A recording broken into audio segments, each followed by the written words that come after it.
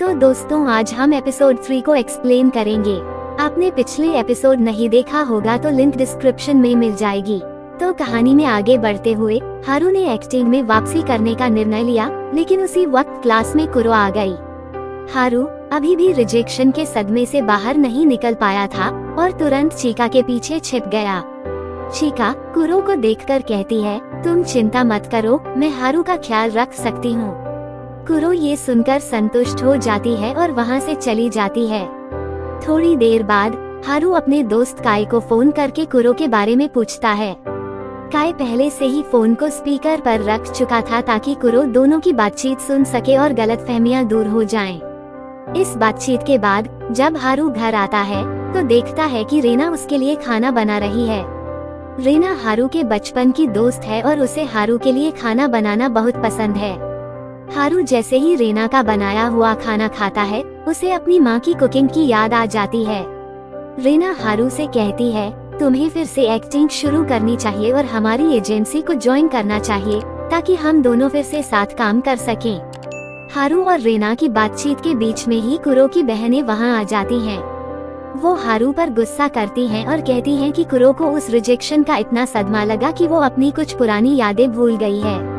हारू कहता है, इसमें मेरी क्या गलती है, मैं खुद ही उस रिजेक्शन से बाहर नहीं निकल पाया हूँ। आखिरकार हारू कुरो से सीधे बात करने का फैसला करता है। अगली सुबह कुरो हारू के घर के बाहर उसका इंतजार कर रही थी। जैसे ही हारू उसे देखता है थोड़ा नर्वस हो जाता है। कुरो उसे बताती है, मैंने कन्फेशन वीडियो देखा और मुझे समझ नहीं आ रहा कि मैंने तुम्हें रिजेक्ट क्यों किया जबकि मैं तुम्हें पसंद करती हूँ। हारू क्या तुम मुझसे नफरत करते हो? ये सुनकर हारू जवाब देता है, ऐसा बिल्कुल नहीं है, तुम मेरे लिए हमेशा से मेरी बेस्ट फ्रेंड रही हो। तभी वहाँ पर चीका अपनी गाड़ी में आती है और दोनों को पिक कर लेती है। अगले दिन स्कूल में रेना एक ट्रांसफर स्टूडेंट के रूप में दाखिल होती है, जिसे देखकर कुरो और चीका दोनों थोड़ा नाराज होती हैं। फिर हारू को पता चलता है कि कुरो ने उसके साथ जो मेमोरी लॉस वाली बात कही थी वो झूठ था ताकि वो सब कुछ पहले जैसा ठीक कर सके। ये सुनकर हारू कहता है, ऐसे झूठ बोलना ठीक नहीं है। इस पर दोनों के बीच थोड़ी बहस होती है, लेकिन बाद में सब सामान्य हो जाता है। फिर रेना और काय बीच पर घूमने जाने का प्लान बनाते हैं। हारू को भी ये आइडिया पसंद आता है, लेकिन उसे अपनी पढ़ाई पूरी करनी होती है क्योंकि इस बार उसके ग्रेड्स कम आए थे। चीका भी इस ट्रिप में शामिल होने का फैसला करती है। आगे कुरो की बहनें हारू के घर में आकर उसकी कुकिंग में मदद करती हैं। वो हारू को सलाह देती हैं, इस ट्रिप के दौरान तुम किसी भी लड़की के करीब मत आना, खासकर मेरी बहन के नहीं। हारू मुस्कुराते हुए जवाब देता है, ठीक है। काय और चीका एक दूसरे से बात करते हैं। चीका इस ट्रिप के मजेदार आइडियाज के लिए काय को धन्यवाद देती है। इसके बाद सभी लोग ट्रिप के लिए तैयार हो जाते हैं, जहां रेना की बड़ी बहन गार्जियन बनकर उनके साथ जाती हैं। रास्ते में रेना की बहनें हारू को चिढ़ाने लगती हैं। फिर हारू, चीका और रेना कुकिंग का सामान खरीदने के लिए शॉपिंग पर निकलते हैं। वहां रेना चीका के कुकिंग के बारे में सवाल पूछने लगती है और दोनों के बीच हल्की नोक-झोंक शुरू हो जाती है, जिसमें बेचारा हारू बीच में फंस जाता है। शॉपिंग के बाद सभी लोग बीच पर वापस आ जाते हैं। वहाँ काय हारू से पूछता है कि वो किसे पसंद करता है। हारू कुछ कहने ही वाला था कि उसने देखा कि कुरो की बहनें दूर से उन्हें देख रही थीं, इसलिए उसने कुछ नहीं कहा। इसके बाद सभी लोग चीका के फार्म हाउस चले जाते हैं। चीका और हारू वहाँ अकेले कुछ समय बिताते हैं और दूसरी ओर कुरो के मन में जलन की भावना जाग उठती है। बीच पर सभी लड़कियाँ स्विमिंग सूट ट्राई करती हैं, जो देखकर हारू को मजा आ रहा था। इतने में ही काय हारू को मजाक में पंच मारकर गिरा देता है। थोड़ी देर बाद चीका हारू को प्राइवेट में मिलने के लिए बुलाती है। हारू उसके पास जाता है, जहां चीका अपना स्विमिंग सूट उसे दिखाती है। बेचारे हारू का चेहरा शर्म से लाल हो जाता है और चीका उसे टीज करने लगती है। तभी ग्रुप के बाकी सदस्य भी वहां आ जाते हैं। रेना ये देखकर जलन महसूस करती है और एक बार फिर चीका और रेना के बीच हारू को लेकर हल्की तकरार हो जाती है। इसके बाद सभी लोग बीच पर एक डांस फिल्म शूट करने का सोचते हैं। चीका डांस की प्रैक्टिस करने लगती है, लेकिन उसके मूव्स खास अच्छे नहीं होते। हारू उसे डांस करके दिखाता है कि मूव्स को कैसे बेहतर बना सकते हैं। ये देखकर चीका काफी प्रभावित होती है और हारू के मार्गदर्शन में अपनी प्रैक्टिस पर मेहनत करने लगती है। थोड़ी देर बाद हारू चीका को बीच पर अकेला देखकर उसके पास चला जाता है और उसे समझाता है कि उसे थोड़ा और प्रयास करना चाहिए। दोनों एक दूसरे के करीब आते हैं और ऐसा लगता है कि वे किस करने वाले हैं, लेकिन वे रुक जाते हैं।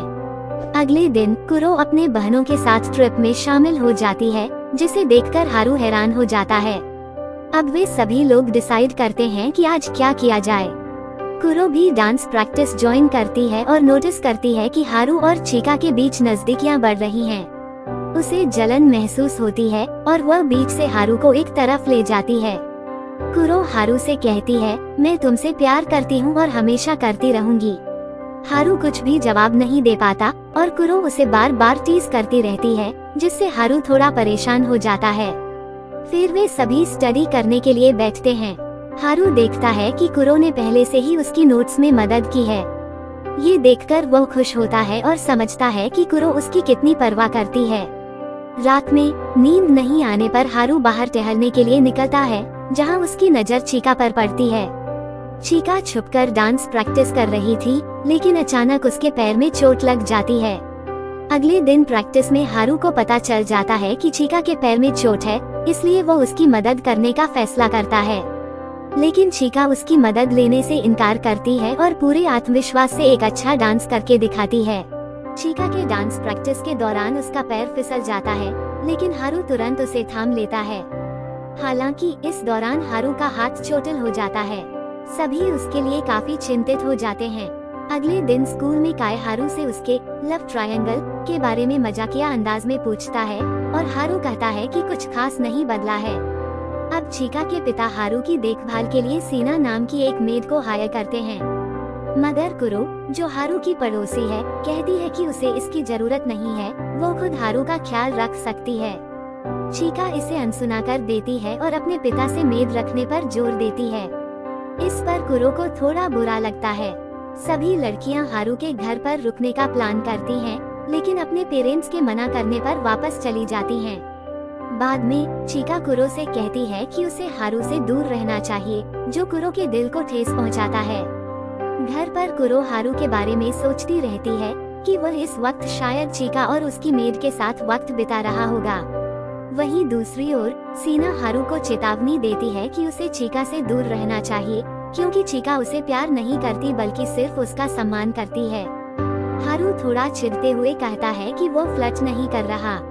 तभी चीका वहां आ जाती है और दोनों शांत हो जाते हैं। अगले दिन रीना भी क्लास में आ जाती है और सब उसे वेलकम करते हैं। वो हारू के पास जाकर बैठ जाती है, जिसे देखकर क्लास के बाकी लड़के जलन महसूस करते हैं। लंच के दौरान चीका अपने हाथों से हारू को खाना खिलाती है, जो कुरो को बिल्कुल पसंद नहीं आता।